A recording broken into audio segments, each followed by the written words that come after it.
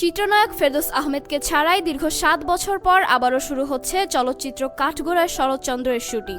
২০১৮ সালে শুরু হয়েছিল সিনেমাটির কাজ, তবে নানা জটিলতা ও অনিশ্চয়তার কারণে থেমে যায় প্রজেক্টটি। এবার নতুন প্রযোজনা প্রতিষ্ঠানের ব্যানারে আবারও শুটিং শুরু করতে যাচ্ছেন নির্মাতা আরিফুর জামান আরিফ।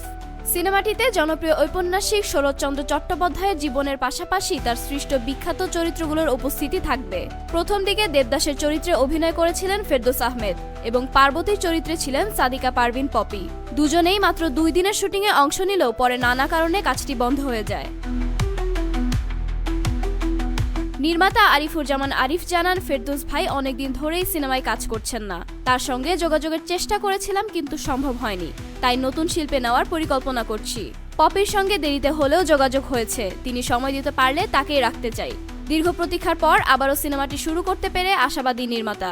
তার ভাষায়, অনেক আশা নিয়ে সিনেমাটি শুরু করেছিলাম, নানা বাধার কারণে শেষ করতে পারিনি। এবার নতুন উদ্যমে ও নতুন টিম নিয়ে কাজটি শেষ করতে চাই। নির্মাতার পরিকল্পনা অনুযায়ী কাঠগোড়ায় শরৎচন্দ্র এর বাকি শুটিং শুরু হবে চলতি বছরের শেষ দিকে। নতুন প্রযোজনার ব্যানারে এবারে সিনেমাটি সঠিকভাবে শেষ করার প্রস্তুতি নিচ্ছেন তিনি।